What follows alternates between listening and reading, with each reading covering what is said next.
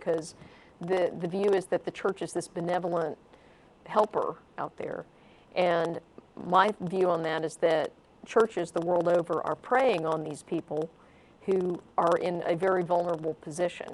And so they are actually feeding that cultural bias towards turning to religion in times of stress. A lot of religions actually spend time preying on the most needy people in their hour of need. And I've said somebody had said that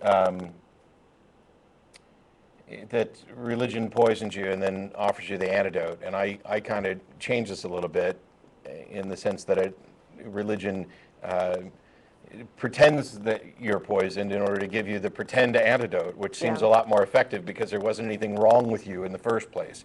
Right. And so there's no denying that what some religions offer is appealing. We have an aversion to death, and this causes a lot of fear and concern.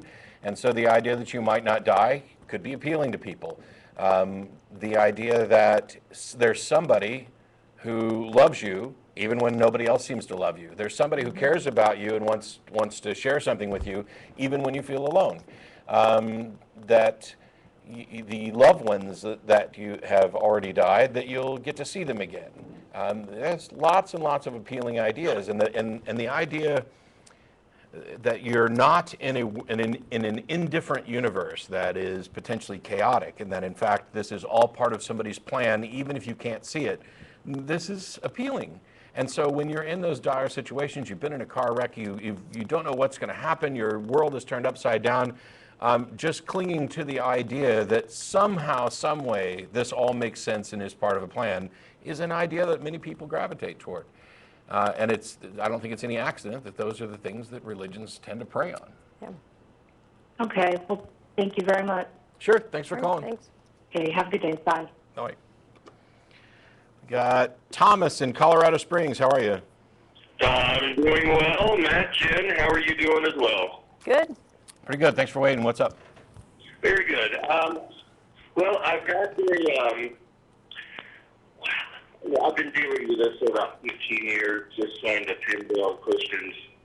I'm still willing to engage them, although I know most of them want to try and convert people one-on-one, but I was wondering if you had just a couple of corralling questions, that kind of lead you towards a penny move, if you will.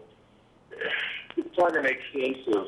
The audio on your phone is really kind of garbled. I don't understand what you've said so far. Hold on, I apologize. Does that help? I've got you off speakerphone. Okay. Can you hear me better? Yeah. So far. Very good. All right. My question to you is, and let me give you a little bit of background. I've been an atheist for about 15 years, and I've been trying to really understand why people don't want to understand the truth. That makes any sense. And when discussing, rather than just talking to people and saying, hey, getting right to the meat of it, I was wondering if you had a couple questions that corral people towards a final question, just to kind of pin them down. As you know, Christians are quite slippery when you have no point of reference. Everybody's going to be different. I've always started with the idea that I actually care about what's true and find out whether or not they do. And then the second they demonstrate that they're not using the tools that are likely to lead you to a correct answer, point that out. And if they're willing to see reason and maybe address things in a skeptical, rational, critical thinking way, then you can continue. And if they don't, then you're stuck with you and I disagree on whether or not you actually care about truth, because you're exercising things that are demonstrably not reliable paths to truth. As soon as you're making an appeal to faith, you're done. Well, and it's hard to, for somebody not to appeal to faith being a Christian if you are engaging them. So you're always going to get that. I didn't know if there were just some broad stroke questions that just push them to, just cuts the meat off the situation and gets right to the matter. And, you know, you can say, hey, define your God and give evidence of them. You could probably start out like that, and I think that's pretty much a finishing move. But well, I mean, if you're asking if there are some like magic questions that you can ask that are, you know, that will basically end the discussion on your terms right off the bat, there aren't any. Otherwise, we'd have stopped doing this show about 10 or 15 years ago. I have no idea how you guys do this day in and day out. It's amazing. The big things that you can do right off the bat is just legitimately ask them, why do you believe, and why do you think I should believe? What is it? Because many people will believe because they feel that they've got some sort of divine revelation. Well, I can't live inside their head, so I don't find their justification rather convincing, and I don't think that they should be convinced by it. But surely we can agree that I should not be convinced because they've had a divine revelation, and that there must be something else that should convince me. And so I would ask them, why do you believe, and why do you think I should believe? And the why do you think I should believe is the one that matters more, because reality is the thing that we share. Now everybody, you know, you can have your own personal little reality, but that doesn't mean that it maps to the actual reality. And that is an excellent point. And I think what I'm finding the biggest problem is with terminology. When I say, hey, there's the truth and there's everything else, and the truth should stand alone and speak for itself. When I say the truth, they go, whoa, yeah, I have the truth too. You know, the truth of the Lord in me. And you got to go and you got to pin them down on everything. And I just know that y'all are far better at this than I am, and obviously gluttons for punishment too, because I'll still engage everybody on a one-on-one situation. It's just that they're just so slippery.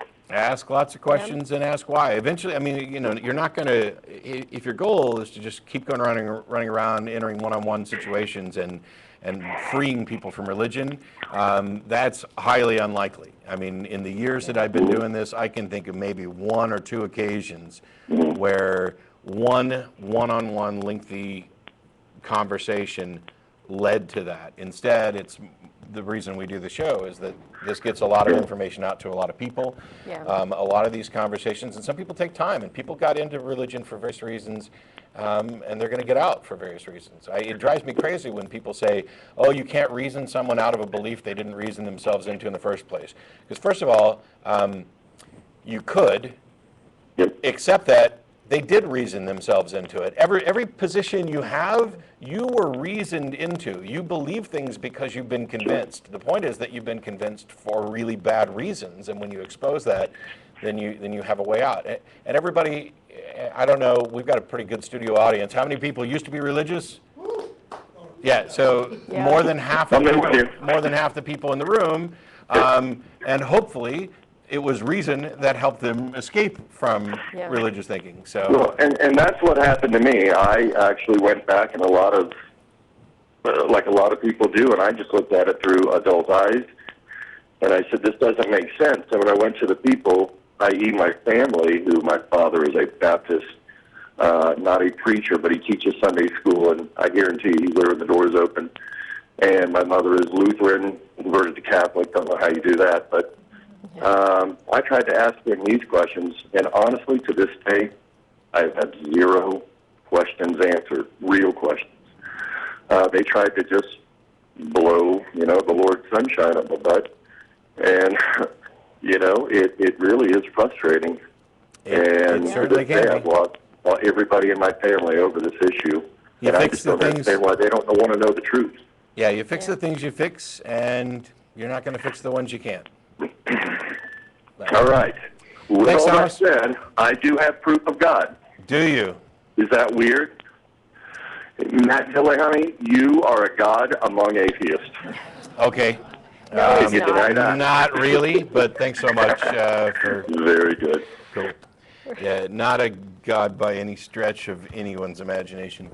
I was going to say, no, you're real. And it's, I'm not a god because I exist. But yeah, it's stupid, crazy hot in here. My head's like on fire from the lights today. These are bright. Anyway, we've got Paul in Chicago. How are you? Hello, hi. Thanks for taking my call. Sure. I'm a Catholic, and I think we all could agree on how terrible racism is. Sure. But I question whether atheism, with its belief that we evolved totally by chance, can give an adequate response to racism. So why do you think that atheists have a belief that we evolved by chance? So you don't say that we evolved by chance? Was there a design? That's not the question. Why do you think that that's a tenet of atheism? Okay, I'm open to hear what you have to say.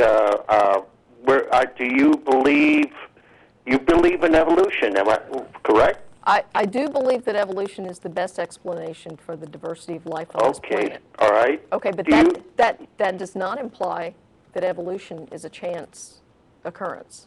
Okay, it's not a chance occurrence. Right. But it wasn't. Okay, but are you saying? That's not a tenet of atheism. Okay, all right. I know that's not a tenet of atheism, but if we it usually. if we get to your real objection, your position is you don't think that a worldview that doesn't include a God can account for opposition to racism. Well,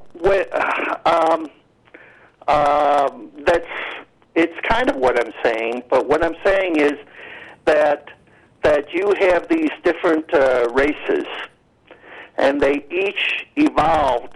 Some would evolve earlier than others. Some evolved later than others.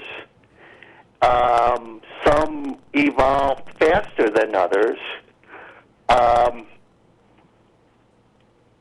To say otherwise, it seems to smack of some sort of design to say that each race, independently on its own, I'm wondering if you're evolved confusing. at the same pace. I'm wondering if you're confusing. First of all, I'm wondering if you're confusing race with species, because pretty much humans, the differences between us that we often identify as race, the timescales in those really aren't relevant. I don't understand why that's relevant to equality. It's not the sort of thing. I'm just having a really difficult time kind of understanding what the objection is. And let me put it this way. As a Catholic, I would assume that you accept the bulk of the Bible at some level. And so, would you agree that God has a chosen people that were the Israelites? Yes. And you understand that the Bible supports and endorses slavery and condones it? Yes. Okay. And so, of the two of our worldviews, mine, which is founded on humanism and understanding that we are all related, and that while we may not all be actually equal in every measurable sense, that some, whether you're talking about breaking it down along lines of primarily male-female, you may find that men or genetically male individuals may have better physical strength. But that's not a difference that we say, oh, this is better as a human being. The equality that we talk about when we're talking about things like race or gender or anything along those lines is about how we treat people, and that we should begin with the foundation that build a system in which you would want to live not knowing what you're going to be. That is kind of the humanist cake cutter approach. I want to design a system before I know whether I'm going to enter it as male, female, white, black, whatever. And that equitable system is one that results in an elimination, or as much of an elimination as possible, of racist mentality. Okay, I would totally agree with that, and the Catholic Church would totally agree with that. No, they wouldn't. No, they wouldn't. Yes, they would. Well, then, if you would check that, there was a papal bull issued a long time ago before we had slavery in this country, which condemned slavery. Yeah, but If you look at Mexico, that which is predominantly was settled by Catholic Spain, there was not the race problem that we've had. In fact, the Spaniards would actually intermarry with the Indians. Paul, even if I gave it to you that the Catholic Church did this, that has nothing to do with the subject that we're talking about. Your position was that a worldview without a God couldn't account for opposition to racism, and I just offered you the explanation. Hang on, let me finish. Let me finish. Okay. I just offered you a worldview without a God that does offer an explanation like that, and you agreed that the Bible, which you understand to be true and good and the basis from God, actually does not stand in opposition to racism. Even if your Catholic Church does, it's doing it without any. Paul, you're on hold. Even if the Catholic Church did do this and stand in opposition to racism, they are not using the Bible, the foundation of their religion, as the justification for this. It is not their God-based worldview that is encouraging them to stand in opposition to racism. It is the secular worldview around them that has dragged them kicking and screaming from the Dark Ages that has encouraged this sort of change, this departure from their teachings, from their biblical teachings.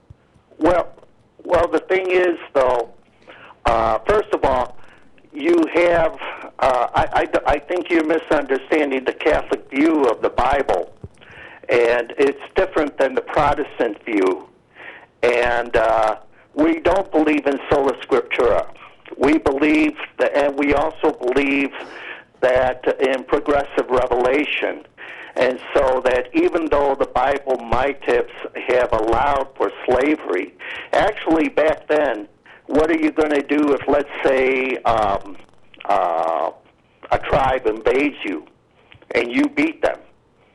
What are you going to do with the survivors? Are you really saying that there's a justification for owning other people as property? Well, tell me what you would do if you were No. I'm asking you. And you won the invasion, and you're going to just say, okay, you guys go back and you be good, and nothing will happen. Yeah, that's actually what you have to do. Yeah. It's actually part of the rules of modern warfare that we've actually discovered. Yeah, but you're looking in terms of modern warfare. I'm looking at it in terms of do you know why, Paul, do you know why? Because we've learned more about right and wrong. My point is that you have a book that advocates a position that is immoral, and you believe that it comes from God. Well, wait a minute. Even in modern warfare, when we beat Japan, didn't we occupy Japan? I'm not justifying anything that we've done. I'm not even justifying war or invasion. Matter of fact, the invasions and the wars that are cataloged in the Bible, I would say were immoral from the outset. This idea that we're God's chosen people and we're going to come and take your shit, that's just immoral. Yeah. Okay, but this is kind of getting away from what I wanted to talk about.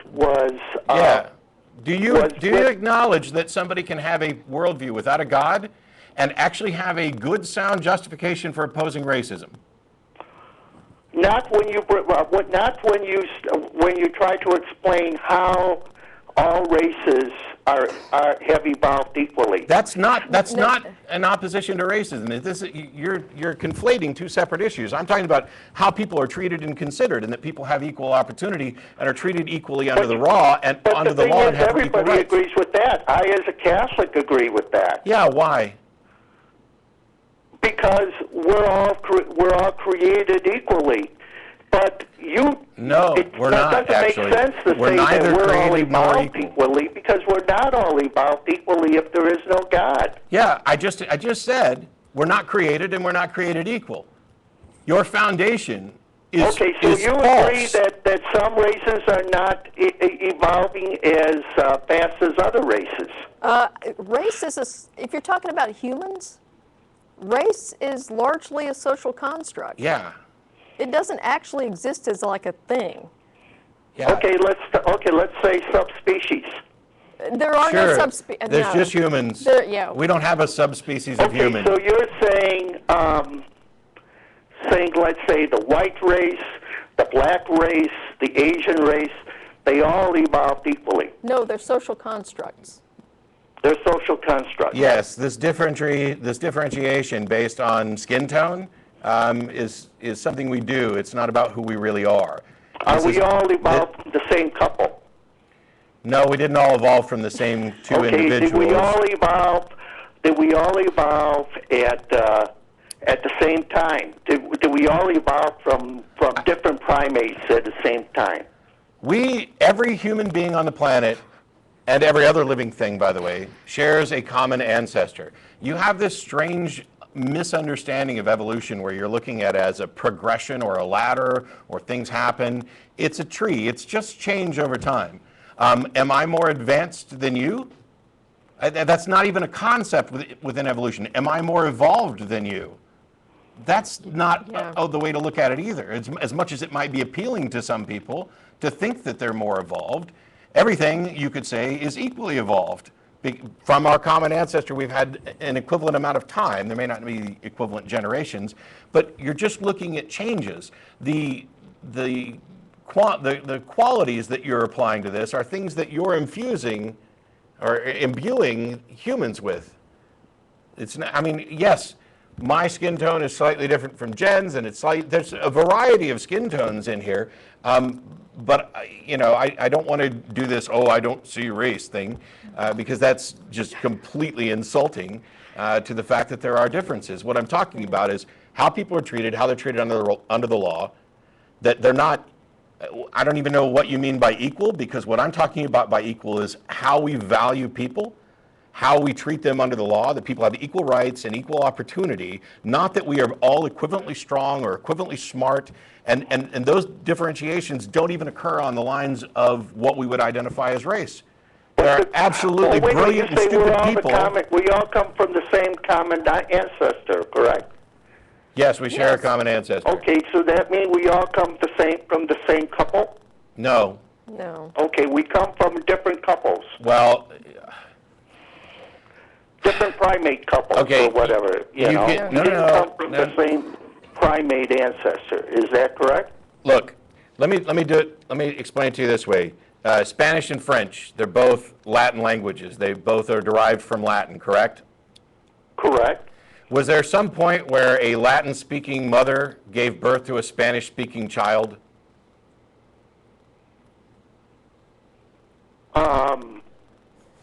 A Latin-speaking mother giving birth. Well, if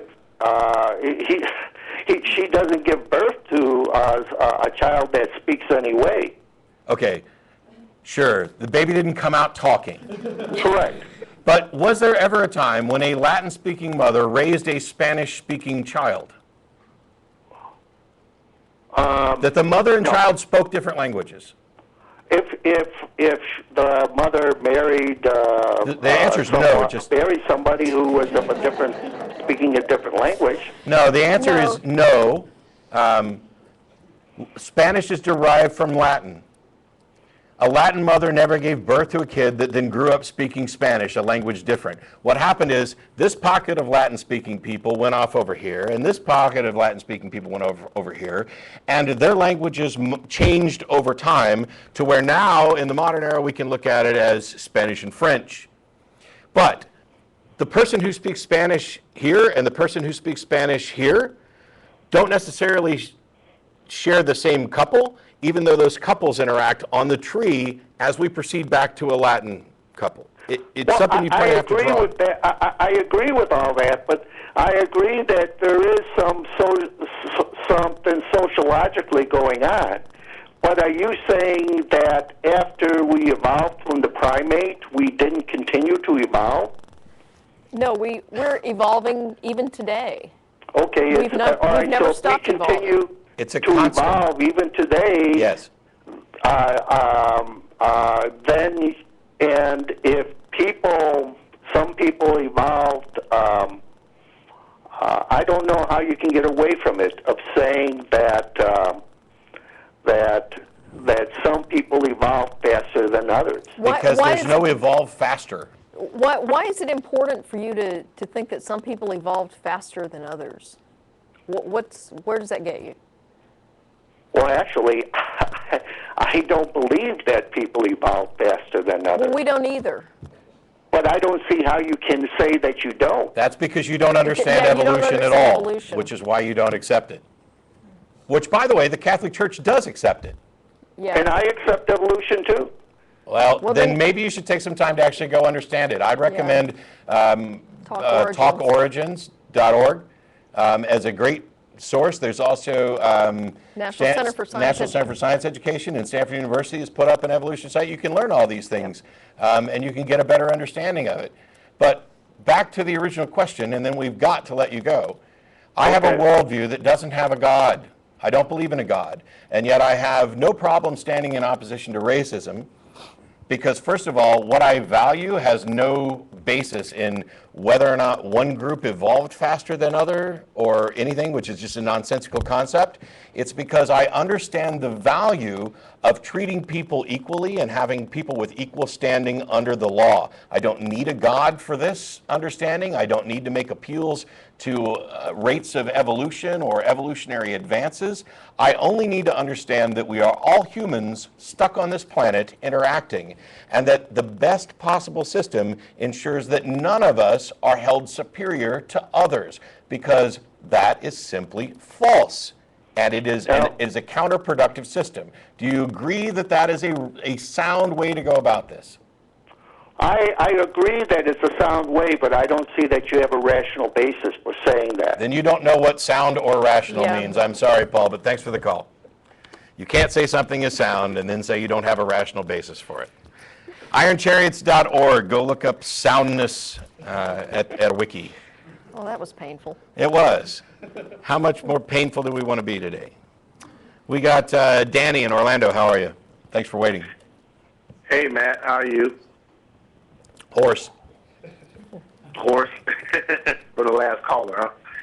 Well, I'm actually a Christian, and I'm calling in reference to the atheist religion. I wanted to know Atheism exactly isn't a what religion. do you believe. I was Danny? watching. Danny? Danny? Yes.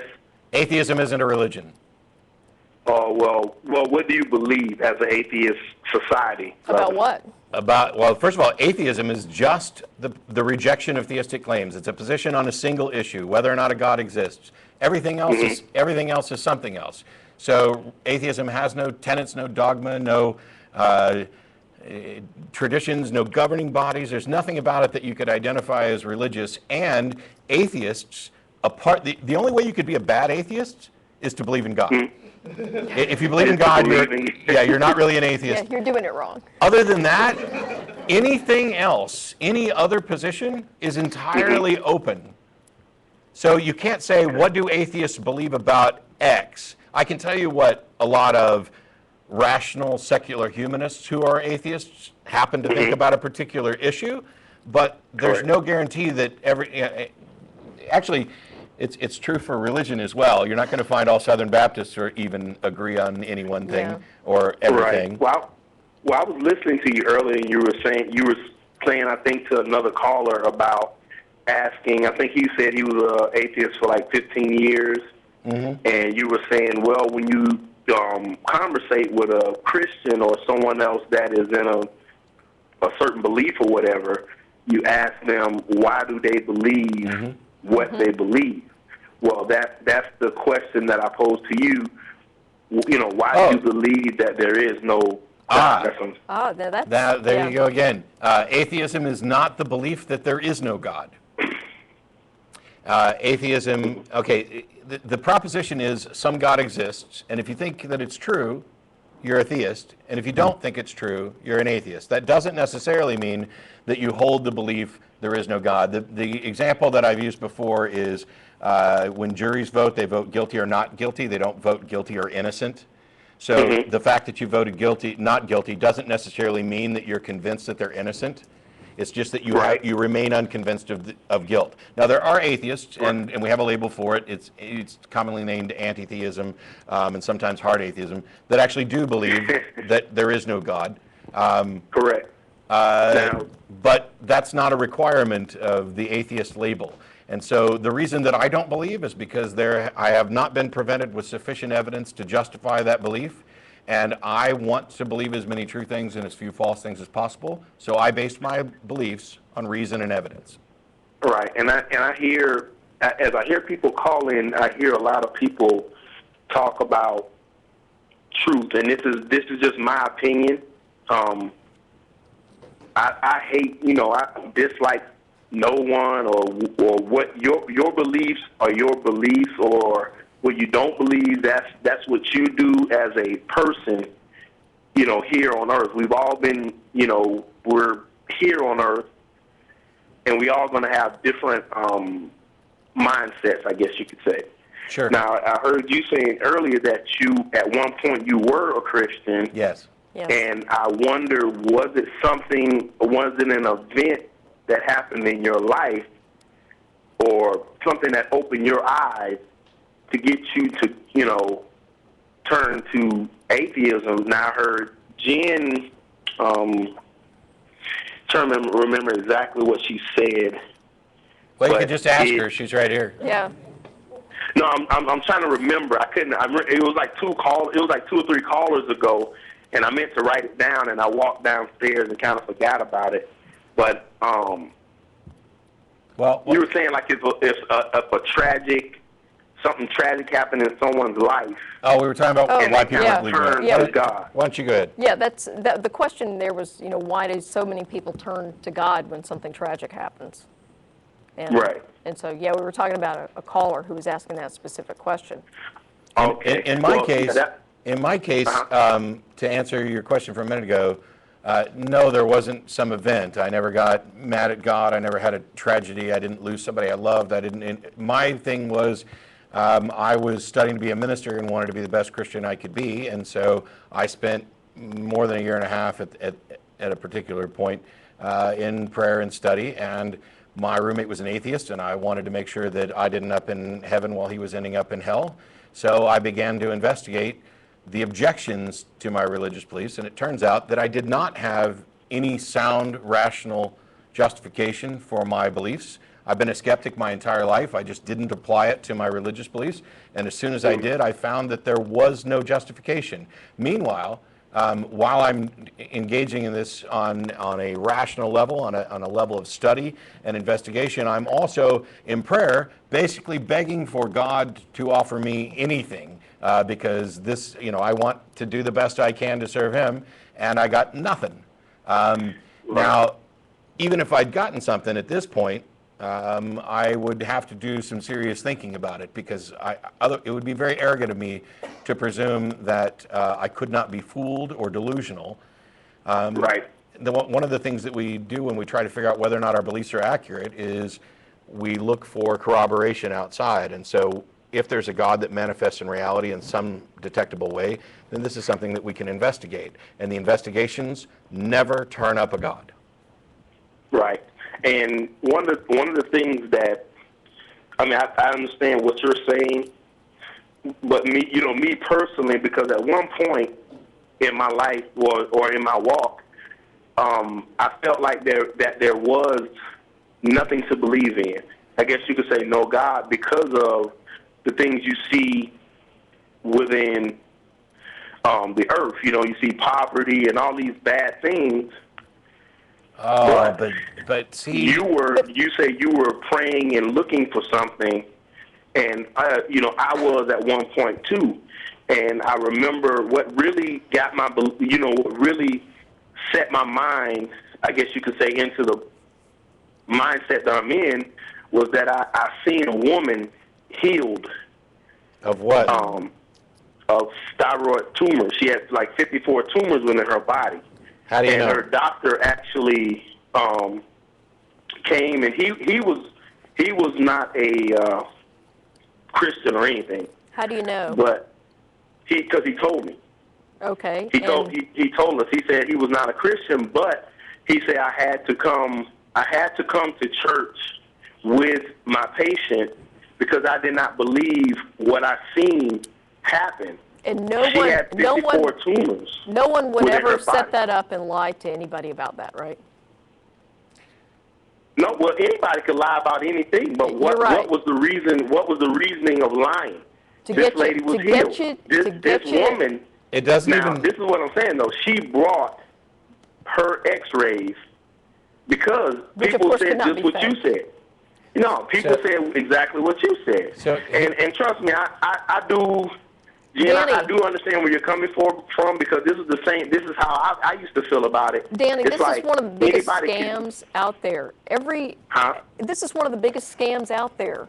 Every TV preacher out there just about has that claims to be a faith healer has pulled this on people. This happens Right. literally every day. But here's the thing. It doesn't even have to be a lie, and it doesn't have to be an intentional fraud.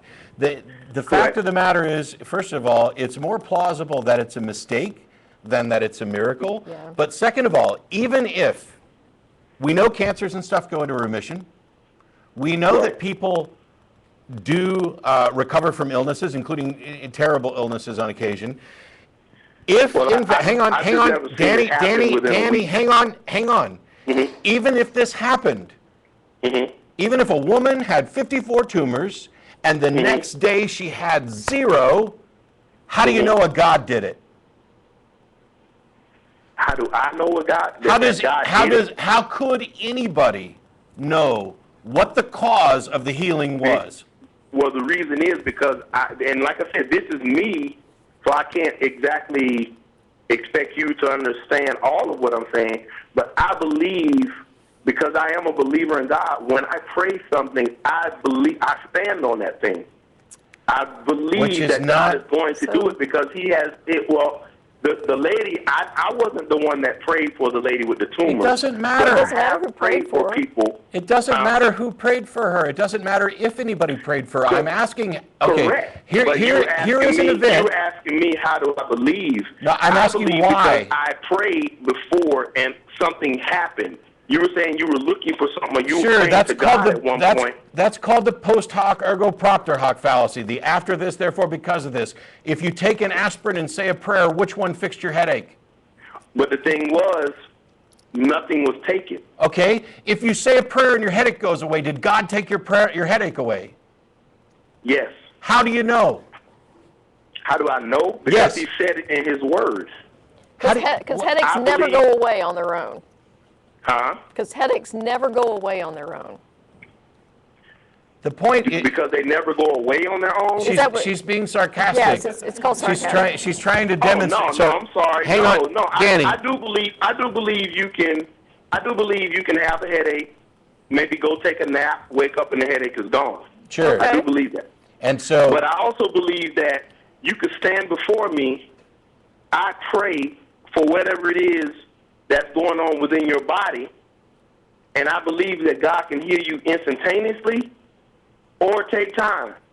well, Because boy, sometimes- there's a because- win-win scenario. Well, this is what I'm saying. The God reason might heal why- you now, or He might take a little while. Hey, if No, you, You're if you, setting up a the win- reason why I'm saying Danny. it may take a little. Danny, you're setting up a win-win scenario. You're setting up a no-lose scenario. You're beginning with the belief that God can and does do these things. You are in no way attempting to justify that God is in fact the cause, because, and I think it's because that you, like everybody else, understands that it would be impossible to do this. This is one of the problems with investigating the paranormal. We can investigate whether or not a phenomenon manifests in reality. We cannot ever rationally verify a supernatural cause. All we can ever do is assert that that's the cause, and we can't have any justification for it. You can believe Right. all day, but you don't have any good reason to believe. And given the fact that headaches sometimes go away on their own, you have no way of calculating what the likelihood is that a God investigated. Because when we calculate the probability, we put the number of times X has been observed to be the answer over the number of cases. And the number of times that X has been identified, that God exists and God has interacted in human beings, has been successfully identified as being the answer, is 0. And so you cannot calculate, you cannot even begin to calculate how probable this is. You are just going off of what you believe and suffering from confirmation bias. I believe God can heal you. I prayed, you got better, therefore God did it. No, that's not how we determine causality. No, and you know what? To a point, I agree with you on that. I'm sure you Like I do. say, I It's the don't- point where you stop agreeing with me that's the problem. No, the problem is broadening your mind. Like I say, at one point you believed that there was a God, but because you seen no proof, you stopped believing. So who are you as a human to demand proof? Who am I From not somebody to? who Yeah, controls the how can you universe? not? How can you not? How can you just believe something without okay, evidence? Danny, you believe that God made us, right? But this is Danny, what I'm saying. Danny, stop. I have, me personally, Danny. I'm saying maybe you haven't seen evidence Danny, of you just asked me a question. something spiritual. Danny, you just asked me a question. Who am I to do this, okay? You believe God exists, right? Mm-hmm. You believe God created us, right? Yes. You believe that God wants us to know He exists? Do I believe He wants us to know? Yes. Well, yes, I do. Okay, we're getting there. You believe that God gave us a brain and the ability to reason. Yes. And you believe that reason is a reliable pathway to truth that we use all the time in all other aspects of reality, correct? Correct. Then why is it that God would, or that you would ask, who am I to demand that God demonstrate Himself with reason if my eternal salvation is based upon whether or not I believe? And I am going to use the tool that God gave me, according to you, in the most correct, reliable fashion, and it does not confirm evidence of the existence of God. Doesn't that mean that your God is intentionally hiding from reason, the best tool that He gave us to discover the universe? No.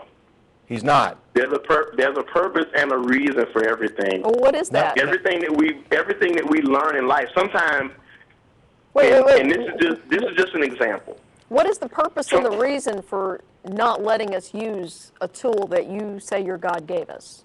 What would be the purpose for that? For not using the tool? Well, it's Yeah, you just said that we're not supposed to do that when we. either your God. I didn't say we're not supposed to do that. What you said is that your God wasn't hiding from reason, and that He also doesn't succumb to reason, which is a contradiction. Either your God exists or He doesn't. Agreed? Agreed.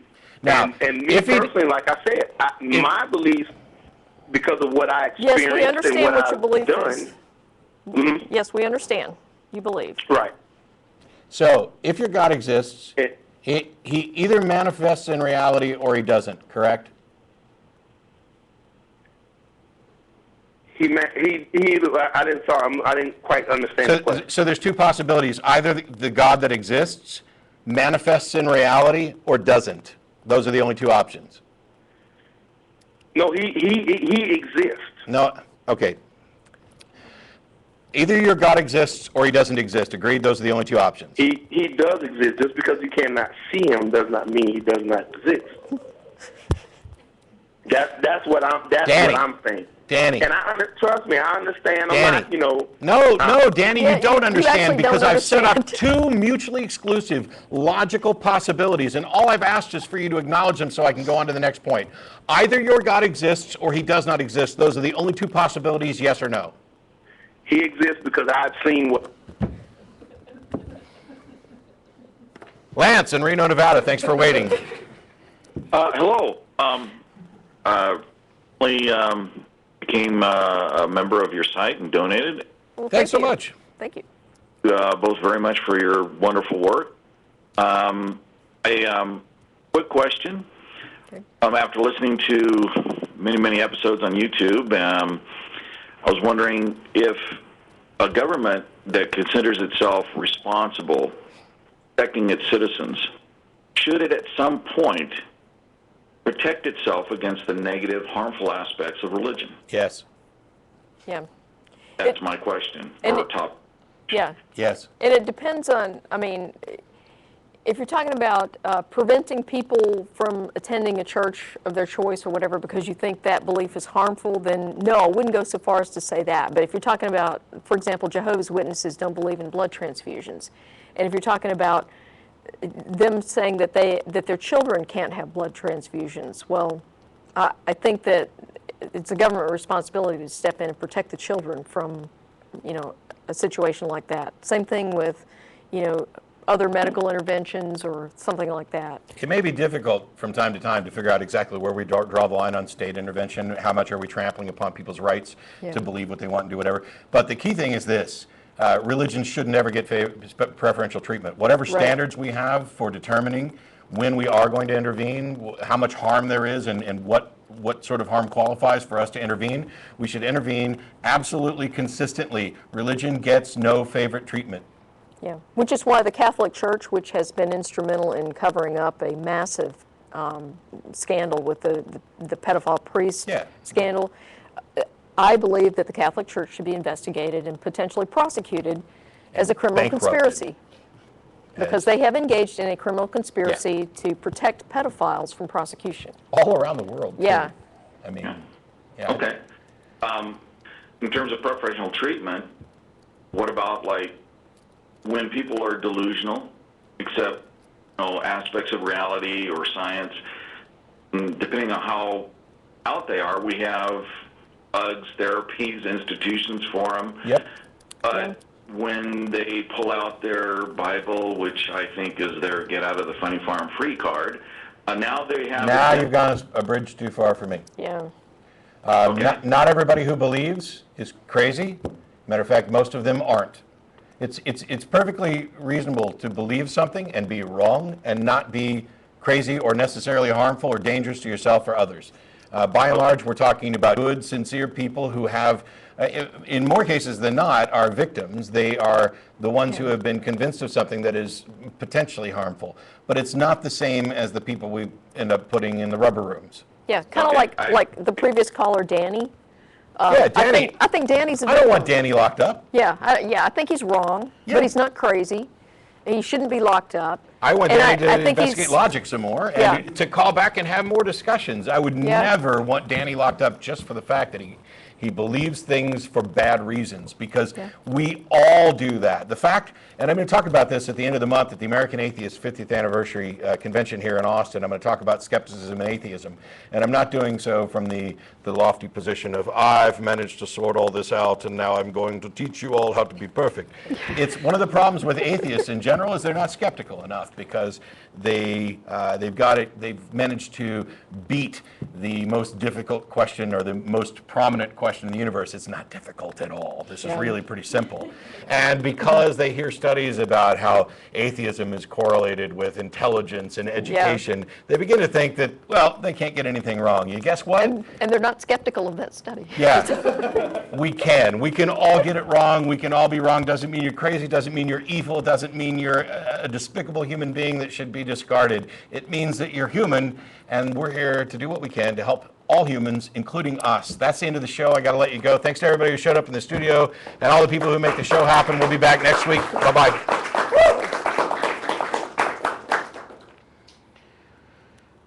Da-da-da. Da-da-da.